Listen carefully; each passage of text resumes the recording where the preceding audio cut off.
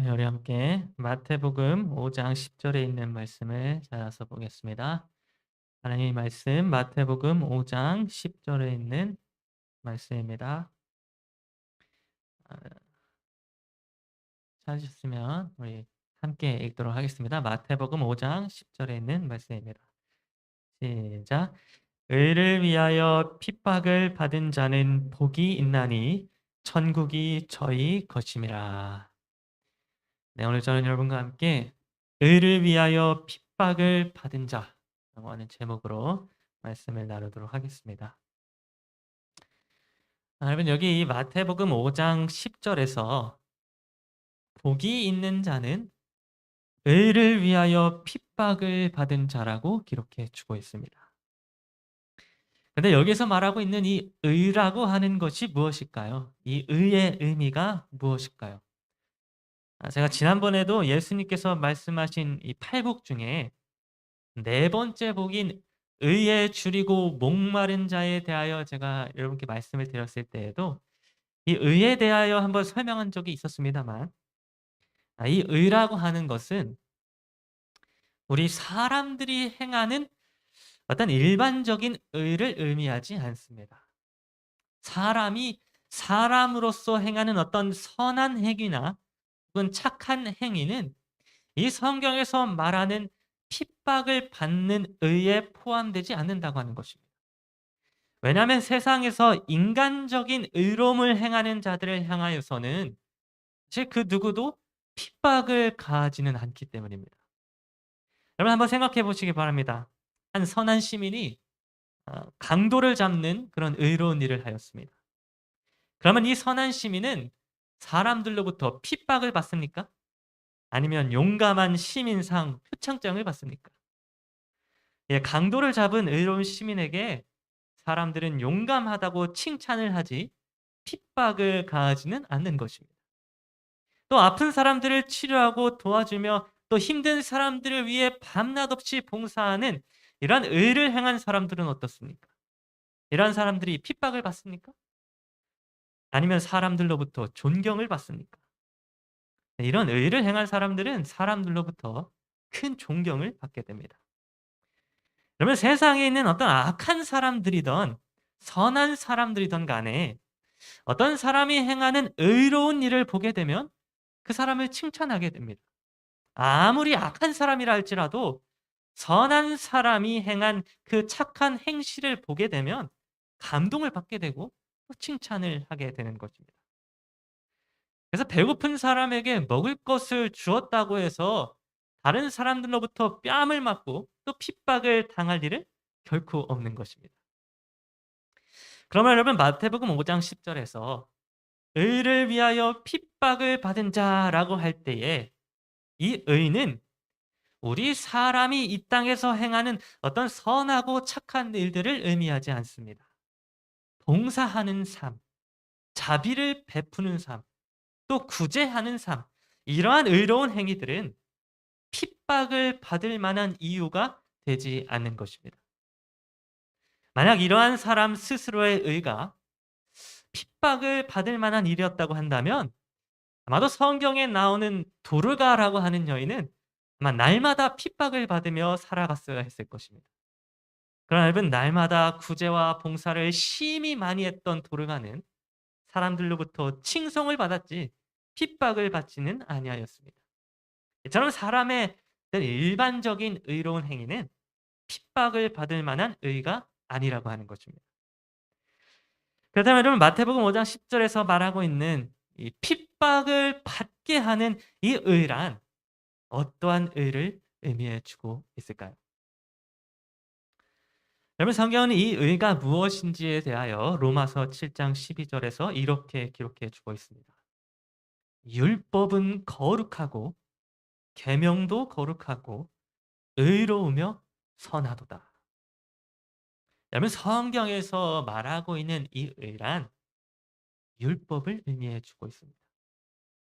율법이 거룩하고 의로우며 선한 것입니다.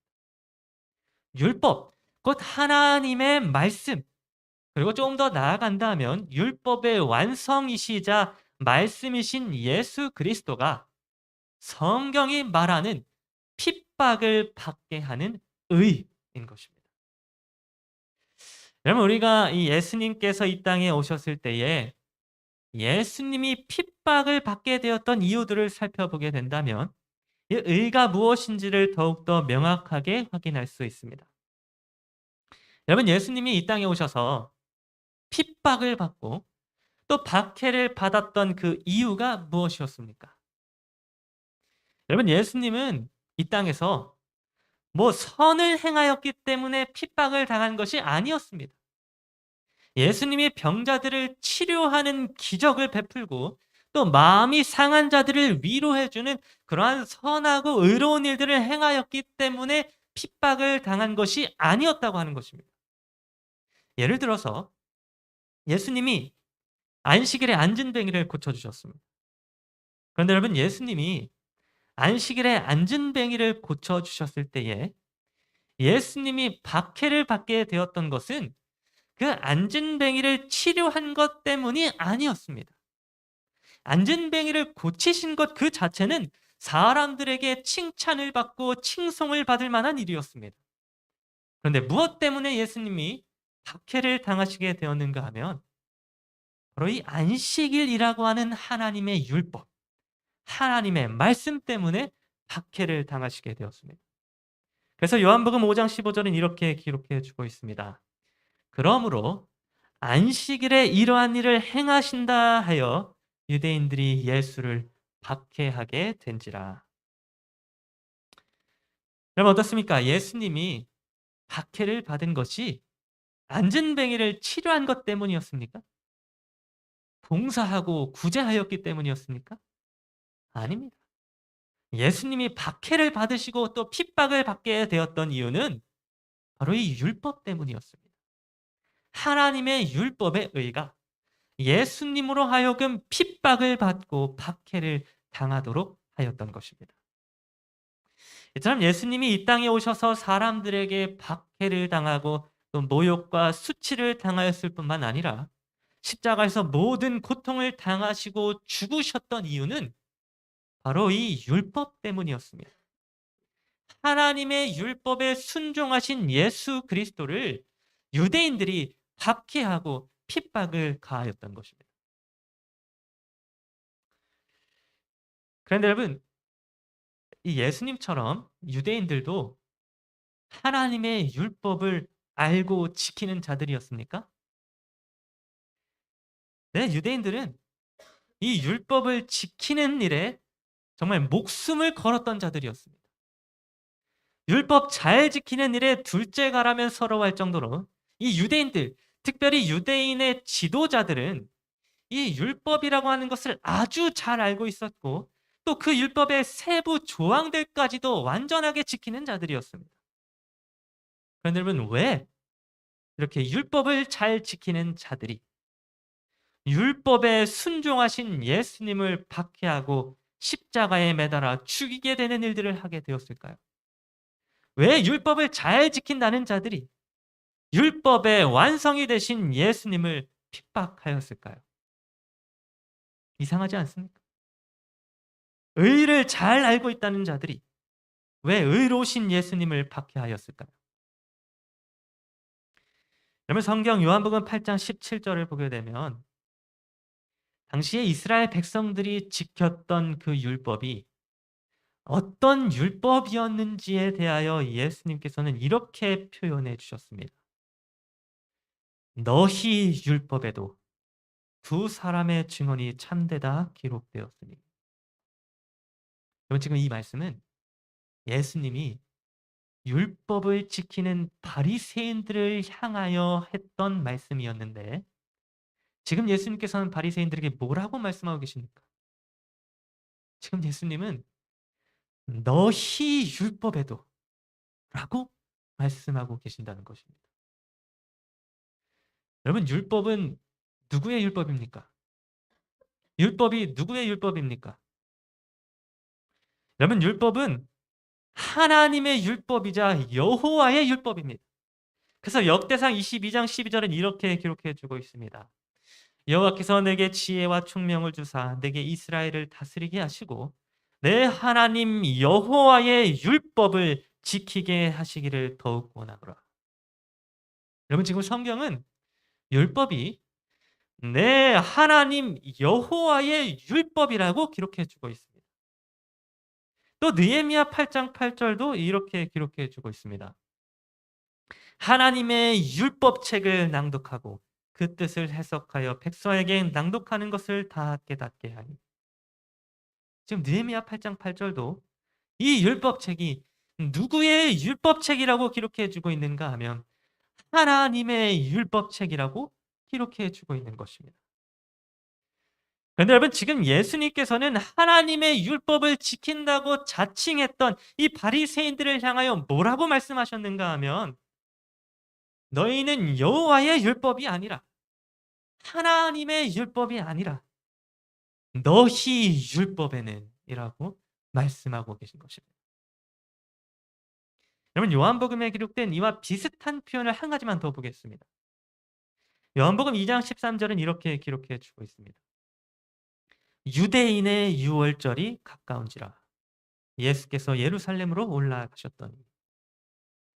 여러분 지금 성경은 유월절이 가까워졌다는 표현을 해주고 있는데 지금 이 유월절이 누구의 유월절이라고 기록해주고 있습니까?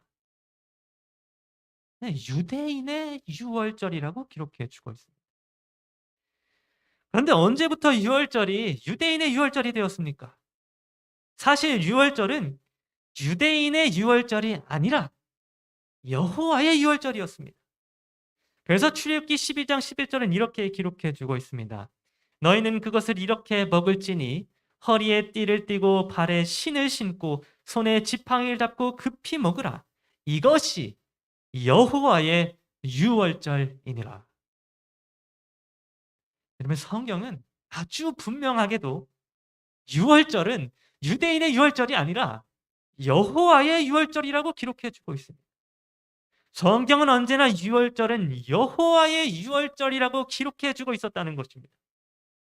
그런데 요한복음 2장 13절을 기록한 요한은 이 여호와의 유월절이 유대인들에게는 어느 순간부터 여호와의 유월절이 아니라 유대인의 유월절, 곧 자기 자신들만의 유월절로 어떤 그 제사 드리는 그런 자기들만의 일로 이게 바뀌게 되었다고 기록해 주고 있는 것입니다.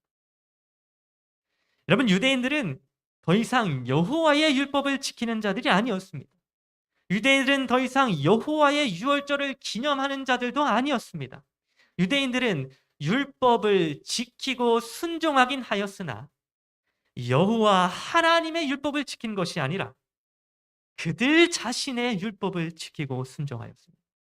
유대인들은 여호와의 유월절을 지킨 것이 아니라 그들 자신인 유대인의 유월절을 지키고 기념하였던 것입니다. 율법의 모양은 하나님의 율법이었고 율법의 순종은 여호와를 순종하는 듯 하였지만 그 속에 그들이 지키고 순종하고자 하였던 것은 그들 자신만의 율법, 그들 자신만의 유월절을 기념하여 지키고 순종하였던 것입니다. 여러분 유대인들은 이렇게 하나님 여호와의 율법을 자기 자신들을 위하여 지키고 순종하였습니다.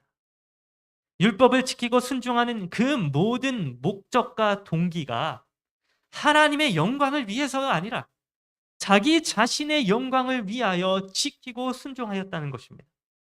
남들 앞에서 율법을 잘 지킴으로 경건한 자의 모습으로 비춰지기 위하여 또 남들 앞에서 제사장으로서의 권위를 나타내기 위하여 율법을 지켰습니다.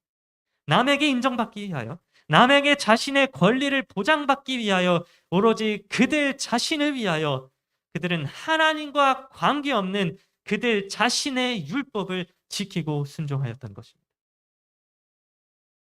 여러분 예수님을 향해 가했던 유대인들의 핍박은 바로 이러한 차이, 즉 너희 율법을 지키고 순종하였던 유대인들과 여호와 하나님의 율법을 지키고 순종하였던 예수님과의 차이에서 이 핍박과 박해가 이루어지게 되었던 것입니다.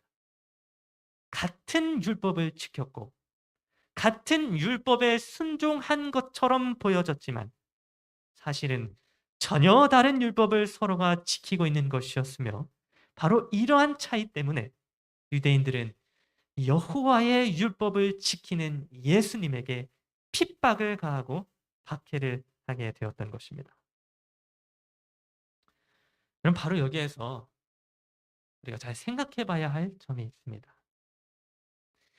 우리가 예수님이 의를 위하여 핍박을 받게 된 이 모습을 통하여 생각해 봐야 할 점이 있는데 그것이 무엇인가 하면 바로 예수님이 받으셨던 핍박은 하나님을 믿지 않는 어떤 외부 사람들로부터 이르러 오지 않았다고 하는 것입니다. 여러분 예수님이 의, 곧 여호와의 율법 때문에 핍박을 받으셨는데 그 핍박은 누구로부터 오게 된 것이었습니까? 여러분 여호와의 율법을 지켰던 예수님에게 핍박을 가했던 자들은 바로 하나님의 백성이라고 역임을 받았던 당대의 가장 영적인 사람들, 곧 제사장들과 바리새인들과 서기관들이었습니다. 다시 말해서 예수님께 핍박을 가했던 건 하나님을 알고 하나님을 섬기는 우리 교회 내부 사람들이었다고 하는 것입니다. 그러면 제가 군대에 있었을 때에 저를 가장 괴롭게 하였던 것은 뭐 일반 세상 사람들이 아니라 하나님을 믿는다고 하는 일월교회 장로를 하셨던 간부님이었습니다. 심지어 그분의 아들이 일요일교회 전도사였는데 그 일요일교회 장로님이었던 간부가 저를 그렇게 안 시켜 하면서 어렵게 하였던 것입니다. 한 번은 이제 부대 내에 회식이 있던 날이었는데 군대에서 회식을 하게 되면 항상 어떤 고기를 먹게 되는가 하면 이 삼겹살, 이 돼지고기를 회식 때 먹게 됩니다. 그래서 저는 하나님의 율법에 의하여 돼지고기를 먹지 않기 때문에 저는 그날 회식을 하는 대신에 근무를 대신 서겠다고 제가 말하고 제가 근무를 서게 되었습니다. 그런데 그렇게 회식을 하지 않고 근무를 서러 가는 저를 향하여 이 일요일교회 장로님 간부가 이렇게 말하는 것입니다. "너는 돼지고기도 못 먹으니까 내가 다른 부대로 전출시켜 버리겠다. 한마디로 너는 돼지고기도 못 먹고 회식도 못하는 놈이니 다른 부대로 보내버리겠다고 저에게 말을 하는 것입니다. 여러분 군인이 다른 부대로 전출을 가게 되는 경우는 아주 큰 괴롭힘을 당해서 자살을 시도했다거나 아니면 누군가를 끔찍하게 괴롭혀서 영창을 자주 드나드는 그러한 큰 사건의 경우에만 일어나는 일이었습니다. 그런데 돼지고기 안 먹는다고 저를 지금 다른 부대로 전출 보내버리겠다는 것입니다. 또 한 번은 안식일이었는데 저는 군대에 있을 때마다 군대에 있을 때 안식일마다 항상 이렇게 외출을 나가서 교회를 출석을 했었습니다. 그런데 그날 안식일은 조금 특별하게도 부대에 훈련이 있는 그런 토요일이었습니다. 그래서 중대장님께서 제가 전날에 제출했던 이 외출증을 찢어버리시고 저를 안식일에 교회를 나가지 못하게 하였습니다. 그래서 안식일 당일날 아침에 제가 어떻게 해야지, 어떻게 해야지 한참을 고민하다가 안 되겠다. 중대장님을 찾아가서 교회에 나가게 해 달라고 해야겠다라고 결심을 하고 제가 중대장님을 만나러 가게 되었습니다. 그리고는 중대장님을 만나서 제가 교회에 오늘 꼭 나가야 될 것 같다고 안식일을 지켜야 한다고 이야기를 하게 되었습니다. 그랬더니 중대장님께서 저에게 이렇게 훈련이 있는 날에 모든 군인들이 열심히 훈련을 받는데 너만 특별하게 빠져서 교회를 간다는 게 말이나 되는 일이냐면서 저를 못 가게 설득하기 시작하였습니다. 근데 그러면서 마지막에 저에게 이런 질문을 하였습니다. "너 정말 죽어도 토요일에 교회에 나가야겠냐? 너 정말 죽어도 안식일 지켜야겠냐?" 그러면 이 질문에 제가 뭐라고 대답을 하였을까요? 네, 제가 "네, 저는 안식일에 교회에 가야 합니다." 그렇게 대답을 했습니다.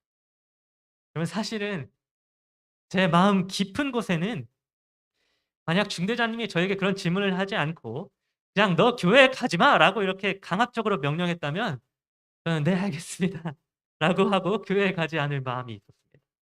그런데 중대장님이 저에게 "교회에 가지 마."라고 말하지 않고 "너 죽어도 교회에 가야겠냐?"라고 질문을 하시는 바람에 저는 도저히 제 입으로 교회에 안 가겠다는 말을 하지 못하였던 것입니다. 아무리 생각해 봐도 제 입으로 제 스스로 "안식일 날 교회에 안 가겠다."라고 하는 이 말을 제가 도저히 못 하겠는 것입니다. 그래서 제가 "죽어도 교회에 가야 합니다."라고 대답을 하게 되었습니다. 그랬더니 중대장님께서는 저의 대답을 듣고는 어이없는 표정으로 저를 몇 초간 쳐다보시더니 "가!"라고 하는 딱 한마디만 남기시고는 자리를 벅차서 일어나고 문을 쾅 닫고는 밖으로 나가셨습니다. 그래서 제가 그날 교회에 나갈 수 있게 되었는데 그런데 이때에 이 상황을 지켜보고 있던 간부가 한 명 더 있었습니다. 그 간부가 누구였는가 하면 바로 일요일교회 장로님이었고 저에게 돼지고기를 안 먹으니까 다른 부대로 전출 보내 버리겠다고 했던 그 간부였습니다. 그런데 이 간부가 이 상황을 지켜보더니 중대장님이 나가신 이후에 저에게 다가와서는 정말 제가 표현할 수 없는 온갖 욕설을 다 퍼부으면서 "내가 너 다시는 교회 못 나가게 하겠다."면서 협박을 가하는 거죠. 그리스도인이라고 자처하는 사람, 교회 장로라고 하는 그분이 하나님을 믿고 성경 말씀을 따른다고 하는 사람이 오히려 더욱더 저에게 박해를 가하고 핍박을 가하였던 것입니다. 그래서 저는 그 간부가 뭐 그러든지 말든지 일단 중대장님이 교회를 가라고 했기 때문에 저는 듣는 둥 마는 둥 하고 얼른 그 자리를 빠져나와서 외출증을 다시 적상하고 또 도장을 받고 교회를 나가서 안식일을 지키게 되었습니다. 그러면 제가 그날 안식일 아침에 교회를 가는 차 안에서 제가 이렇게 창밖을 차 안에서 바라보고 있는데 정말 눈물이 하염없이 맺히는 것입니다. 정말 흐르는 눈물을 참으려고 얼마나 노력했는지 모릅니다. 근데 제가 그날 차에서 이런 생각이 드는 것입니다. '내가 만약 안식일 교인이 아니라 일요일 교인이었다면 얼마나 좋았을까.' 일요일 교인이었다면 정말 언제나 칭찬받고 챙김을 받는 그런 군인이 되었을 텐데 왜 하필이면 그것도 안식일 교인이 되어 가지고 이렇게 항상 서러운 일들만 겪게 되는 것일까라고 하는 그런 생각이 드는 것입니다. 여러분 군대에서 일요일 교인들은 정말 챙김을 많이 받습니다. 초코파이도 하나 더 받고 또 햄버거도 더 받아 오고 또 간부들도 일요일 교인들이 굉장히 많기 때문에 언제나 일요일 교인들은 따뜻하게 대해 주었습니다. 그런데 안식교는 그러지 않았습니다. 뭘 해도 미움만 받았습니다. 그래서 제가 너무나도 서러운 마음에 '아 내가 일요일 교인이었다면 얼마나 좋았을까.'라고 하는 생각을 하게 되었던 것입니다. 그런데 그때 제가 눈물을 참아가면서 교회를 가고 있는 저에게 한 가지 떠오르게 된 성경절이 있었습니다. 바로 마태복음 7장 13 절과 14 절에 있는 말씀이었습니다. "좁은 문으로 들어가라. 멸망으로 인도하는 문은 크고 그 길이 넓어 그리로 들어가는 자가 많고 생명으로 인도하는 문은 좁고 길이 협착하며 찾는 자가 적음이라." 그러면 성경은 생명으로 인도하는 문은 좁은 문이라고 기록해 주고 있었습니다. 이 말씀이 저에게 떠오르게 되면서 저기 예수님의 모습이 떠오르게 되었습니다. 예수님, 율법의 완성이신 예수님이 어떠한 핍박과 고통을 당하셨는지를 제가 생각해 보게 되었던 것입니다. 예수님이 이 의를 위하여 어떠한 수치를 당하셨고 어떠한 모욕을 당하셨으며 어떠한 아픔을 십자가에서 겪으셨는지를 제가 그때 생각해 보게 되었던 것입니다. 그리고 그렇게 의를 위하여 핍박을 받으신 예수님의 모습을 떠올리게 되었을 때에 저는 그날 제가 처음으로 제가 제7일 안식일 예수 재림교인이라고 하는 이 사실에 감사함을 느끼게 되었습니다. 세상 사람들과 다른 길을 걸어가고 있다는 이 사실이, 의를 위하여 때로는 핍박을 받기도 한다는 이 사실이, 하나님의 말씀 때문에 서럽고 고통스러운 일을 당한다고 하는 이 사실이 예수님을 바라보게 되자 너무나도 감사하게 생각되어졌던 것입니다. 제가 그 순간 예수님이 걸어가신 그 길에 아주 조금이나마 동참하는 자가 되었다는 사실에 감사한 마음이 들게 되었던 것입니다. 여러분, 의를 위하여 핍박을 받은 자는 복이 있습니다. 하나님의 말씀에 순종하고 또 그 말씀을 나 자신을 위하여, 내 이익을 위하여 지키는 것이 아니라 오직 여호와를 위하여 지키고 순종하는 자들은 복이 있습니다. 그러한 자들은 좁은 문으로 들어가는 자들이며 예수님의 십자가의 영광에 동참하는 자들이 되는 것입니다. 그럼 우리는 살아가면서 하나님을 믿는다고 자처하는 자들로부터 큰 핍박을 당하게 될 것입니다. 안식일을 지키며 살아가는 우리들은 반드시 하나님의 말씀을 지킨다는 자들로부터 큰 어려움을 당하게 될 것입니다. 또한 하나님의 말씀을 지키는 일 때문에 이 땅에서 서러운 일들을 당할 때도 있을 것입니다. 그러나 여러분, 그럴 때에 의를 위하여 핍박을 받은 자는 복이 있다고 하는 이 말씀을 기억하게 되기를 간절히 바랍니다. 십자가에서 의를 위하여 핍박을 받으신 예수 그리스도의 영광을 기억하게 되기를 간절히 바랍니다. 그래서 감사함으로 좁지만 생명이 있는 그 좁은 문에 들어가게 되는 저 여러분 모두가 되기를 간절히 바라면서 오늘 말씀을 마치도록 하겠습니다.